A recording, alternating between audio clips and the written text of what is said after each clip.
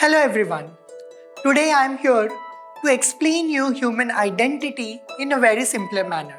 There are four major aspects that are universal to every human identity irrespective of who they are. The first aspect is biological sex. We already understand biological sex in the first topic where we touched upon difference between sex and gender. Biological sex is what you are born with and it's between your legs. The second aspect is gender identity. We already discussed gender in the topic difference in sex and gender. Gender is more social and it tells you who you are, a man or a woman. Let's deep dive into gender identity. Gender identity revolves around your self-identification. What is gender identity? Imagine if the doctor announces, "Congratulations, you are blessed with a baby boy." At that moment, the gender of the baby is predetermined based on the biological sex. The parents or the society will decide the name of the baby, their choices, their interests, their life, the color of the clothes, what toys they will play with based on the sex assigned at birth. The same applies to the baby girl. Based on their sex assigned at birth, their lives are predetermined. Now let's understand what is cisgender man and cisgender woman. What is exactly a cisgender man and a cisgender woman? If you are assigned male at birth and you identify yourself as a man, then you fall under the category of cisgender man. Similarly, if you are assigned female at birth and you identify yourself as a woman, then you fall under the cisgender woman category. Cisgender man and cisgender woman both are binary identities under the cisgender umbrella. Now, what does cis means? Cis is a Latin term which means aligned. If your gender identity aligns with the sex assigned at birth, then you fall under the cisgender umbrella. Now, let's talk about the transgender umbrella. Trans is another Latin term meaning mismatch or not aligned. If your gender identity does not align with the sex assigned at birth, then you fall under the transgender umbrella. Now let's dive into the trans identities. What exactly is a transgender man or a transgender woman? If you are assigned male at birth, but you identify yourself as a woman and you live like a woman, then you are a transgender woman. Similarly, if you are assigned female at birth, but you identify yourself as a man and you live like a man, then you are a transgender man. In essence, if your self-identified gender differs from the sex assigned at birth, that makes you a transgender person. Both transgender man and transgender woman fall under the transgender umbrella. Both of these identities are the binary identities under the transgender umbrella. Now let's talk about a very significant identity within the transgender umbrella, which is the Hijra community. Hijra community is a cultural identity and acts like a support system for many transgender individuals. Because at a very young age, most of the trans individuals are disowned by their family or they leave their house because of various reasons.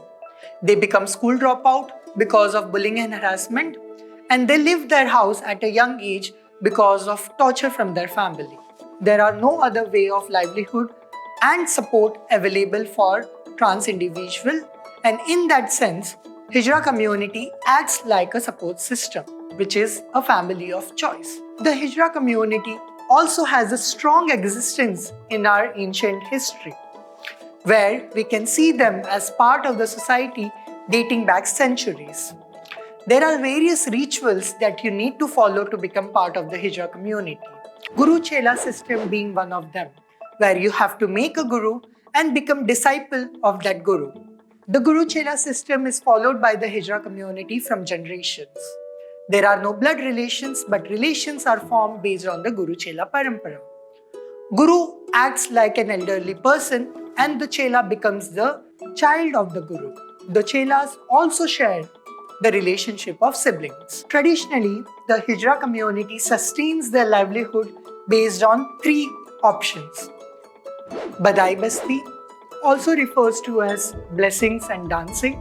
Here they perform during weddings and at childbirth and give blessings to the newly born and the newlywed couples.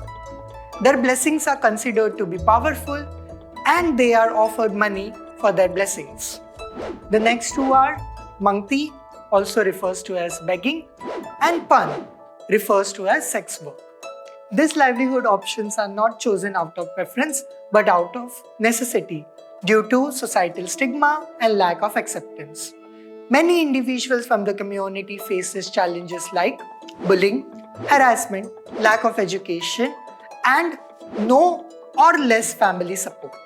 It's essential to understand that not every transgender woman is part of the Hijra community, but every Hijra person identifies under the transgender umbrella. I am a trans woman myself, but I don't belong to any Hijra gharana. Hijra is a cultural identity, and you will find various names in the various regions of the country.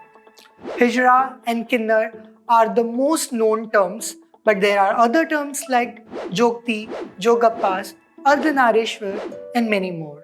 Cis man, cis woman, trans man, and trans woman are the binary identities. But there is also a small umbrella under the transgender umbrella, which is the non-binary identity one. Non-binary individuals are those who does not strictly identify either as a man or a woman. They reject the biological sex assigned to them at birth and they don't categorize as man or woman fully because they feel those identities don't describe them. Under the non-binary umbrella, there are numerous identities like genderqueer, gender fluid, bigender, agender, demigirl, demiboy, etc. Now let's talk about the third aspect, which is the gender expression. Gender expression is the external aspect of your gender that you express to the society. It includes gender expression in masculine manner or in feminine manner, or it could be in any manner that you feel associated with. It's highly important to understand that gender expression is very subjective and does not necessarily align with the traditional stereotypes. A man can also feel feminine and a woman can also express as masculine. Your gender expression does not define your gender identity. Your gender identity is who you are, and the gender expression is how you want to express yourself to the world. A woman with short hair can also feel feminine, and a woman at the same time with long hair can also feel masculine. That's why your gender expression does not define your gender identity. Gender identity is your internal sense. Gender expression is your external sense. So, if you are a man wearing a sari or a woman rocking a suit, remember, your gender expression is valid and unique. That is the difference between gender identity and gender expression. Now let's talk about the significance of names and pronouns. Your names and pronouns are crucial in defining your gender identity. Pronouns are the one individual chooses to express their gender identity. It could be he, him, she, her, or they, them. You could identify as he, him, and does not have to identify as a man. And you could identify as she, her, and does not identify as a woman. Or you can have your pronouns as they and them, and they are not only non-binary pronouns. So the bottom line is, every individual has their pronouns. What is crucial is to ask someone's pronouns rather than assuming it. It is a considerate practice to share your name and pronoun and reveal burden on another person, especially from trans and non-binary individuals. They and them are not grammatically incorrect and are widely used pronoun not just for non-binary individuals. Respect people's pronouns and use them correctly. Misgendering anyone by their names and pronouns is not acceptable and is also a legal offense under Transgender Person Right to Protection Act 2019.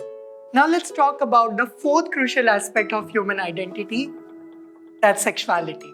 Sexuality is a matter of heart. It is a feeling that draws you to someone. Firstly, it's heterosexuality. If you are attracted to different gender, then you are a heterosexual individual. You could be a cisgender man or a transgender man who are attracted to different gender. That makes you a heterosexual individual. Then comes homosexuality.